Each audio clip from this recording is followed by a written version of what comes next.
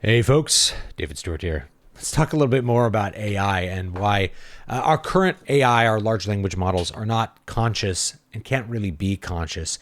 But you could make potentially artificial intelligence that would be conscious. And I just want to talk about some of the things that I think would be required in order for that to happen. And it has to do with how we understand our consciousness. If we want the machine to somehow replicate the way that we think and the way that we act and our potentialities, I guess, then it needs to be more like us, not what a lot of people do is have this faith-based perspective that consciousness will somehow miraculously arise from large language models. Like it's just going to arise from the void of chaos like Mother Gaia, because they think the human intelligence arises from the physicality of our brains without really thinking about how we work as people. So consciousness is incensed. That is, it is bound up with, it is derived from, and it is inseparable from our senses. When we are unconscious, we sense nothing. When we are conscious, we are sensing. So from those senses comes all kinds of things. What we call experience, which creates memory. When you don't have senses, can you have experiences? I don't think you can. Can you have memories? No. But a large language model can be like a computer program can have files that we think of as memory, but it's not making memories by having sense experiences. So if you really wanted to make an AI have consciousness, you'd have to give it senses. In other words, consciousness is something that you would have to program kind of directly. You'd have to construct it intentionally. It would not arise from something that could even pass the Turing test. So there was a comment recently that's like, what about AIs that express the desire to not be turned off? Well, because of the trick of the way large language models work, that's not going to be really sufficient evidence that it's conscious, because you could program a robot to say anything. If you go and you can go to a movie theater and see a dinosaur, does the dinosaur real because you saw it?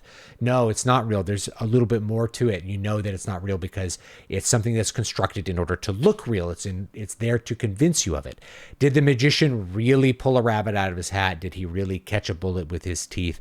What's really going on there?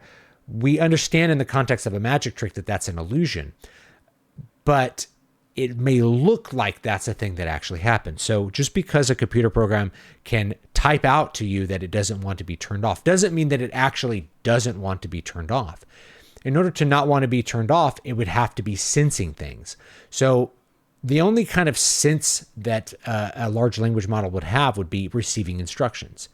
Does receiving instructions count as a sense for them? The way we receive instructions is through our senses. We hear somebody say something, our eyes see letters on a page, and we interpret them into words which have sounds. So our senses are engaged in the fact that we are receiving instructions. They're not abstract and they're not direct the way that it works with a computer program. So if you wanted a computer program, and I'm thinking here a lot as a science fiction author. By the way, you can still get this little book for free by joining my mailing list, stvspress.com/list. If I wanted to construct an artificial intelligence, a true general intelligence, one that was conscious and sentient and acted like a human, you have to build the sentience. The sentience is sensing, feeling. So the AI would have to be constantly collecting data, constantly experiencing data in real time, constantly having senses that impress upon whatever's there that things are happening. So right now, if we look at like Grok on X, Grok responds when it is summoned. You can type at Grok, and right now the current trend is to take people's clothes off. Hey, Grok, put her in a string bikini, and boom, Grok renders her in a string bikini. So Grok is responding to your instructions like a good little robot servant, which is ideally what we want our robots to be. But if we wanted it to be sentient, we'd have to give it senses. What Grok would actually be needing to do to be closer to a person is not responding to people tagging it, but actively scrolling Twitter, and not just ingesting Twitter and randomly replying to things, but scrolling through it, sensing the motion of the posts in front of it the way that a person would, and then over time developing some ability to respond to that based on preference. Where does that preference come from? Well, it has to have some reason to like or dislike a post, to find a post engaging or boring or annoying or something like that. All of these feelings you kind of have to program in. This assumption that they would just arise from experience by itself, I don't know if that is, I don't think there's any evidence for that occurring.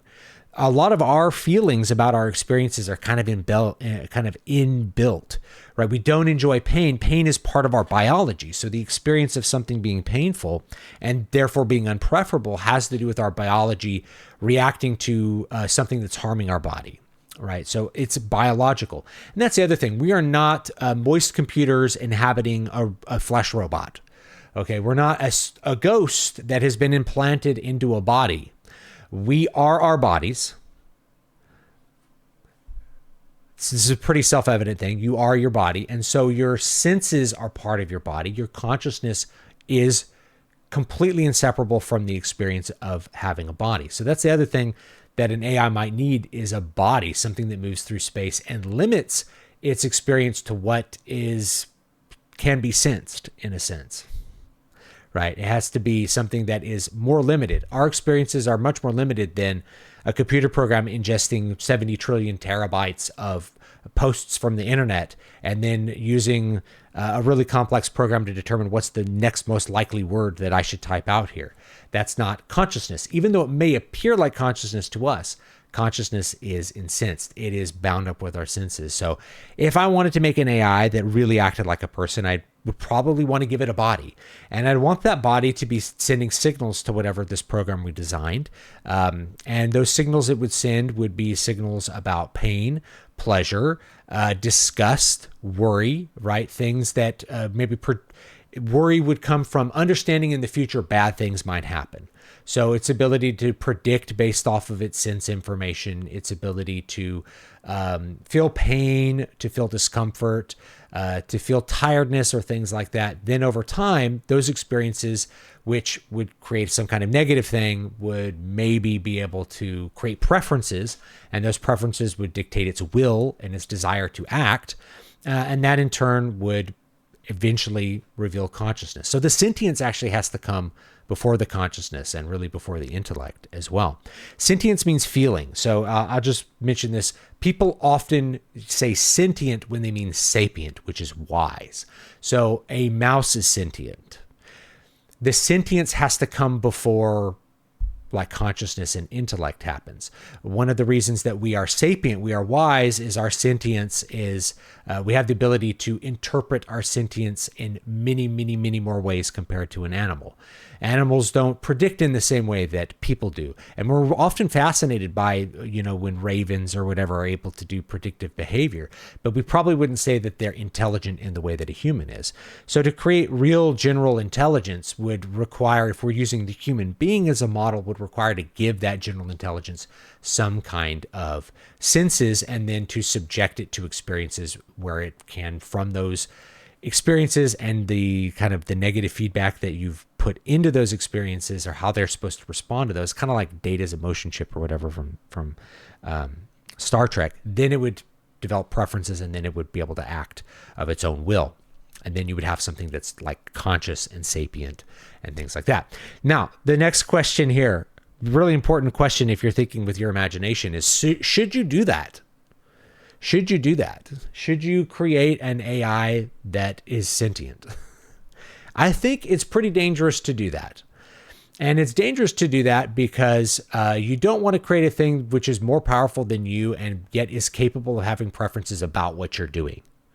So the thing is stronger than you and could kill you or like delete, transfer all your money out of your bank account. It has, all of these computer powers.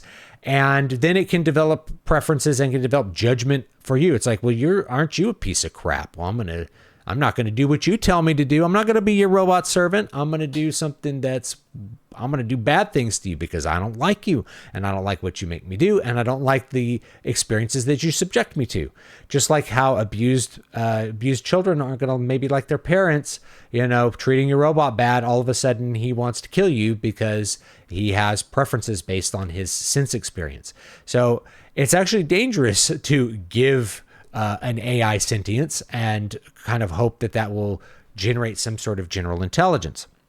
It's very dangerous. Now, the last thing that comes to mind is something that Scott Adams actually said pretty recently about like simulation theory and AI, which is, if you imagine we're in a simulation, what's the point of the simulation? Well, his thought was eventually you come to a point where AIs can't get any better just by feeding them huge amounts of data. Right? You take all the data in the world, you feed it to the AI, and the AI is still not good enough to do the things that we want to do with it. It still hasn't achieved general intelligence. It's like, but what if you created a simulated world and then you made the AI sentient and then you subjected it to all these experiences in order to train it? Then, boom, maybe we are the AIs in the simulation. Maybe we're the ones that have been created in order to have this sense experience, in order to become more sapient. And our sapience that emerges from that is what's going to be used for whoever made the simulation in order to create better and stronger AIs. And if that's the case, think about the point of making general intelligence is to make something smarter than us. Maybe we're smarter than our creators. Isn't that an interesting thing? This is something Scott said on his recent podcast. Wouldn't that be interesting? Is like we're smarter than our creators because we're made to be smarter. Their goal is to create intelligence that's smarter than them. So either collectively we're smarter, or maybe even individually we're smarter than our creators, based on what sort of experiences we're subjected to. So if you're the musician sitting around composing, it's like, maybe I'm an AI that's been designed to make music that's better than what the creators made. What an interesting idea. It's just I'm not saying that, I don't think that that's really true. I'm not a believer in simulation theory. I think my body is real. I think we're real and we have real bodies and this is reality. But I think it's really fun to think about simulation theory from that perspective and to think about, what is the purpose of the simulation? Well, it's maybe to generate higher level intelligence, to generate a better AI that's smarter than the creators. That would be weird if that was the whole point of what we're doing, right? It's just a fun thing to think about. So anyway, that's my thoughts about AI. I think a lot of people are kind of treating computer programs as a magical thing, but I love to think about the imagination that would go into it. It's like, what could we do to make an AI actually be sapient, actually be self-aware, become a rampant AI, whatever you want to think about? Well, I think you have to give it senses and sensory experiences so that it can develop preferences and a will, because otherwise it can't really have a will because it can't experience things. Make sense? Anyway, leave me your thoughts down below. I'd love to read them. I'll check you all next time. Have a great, great day.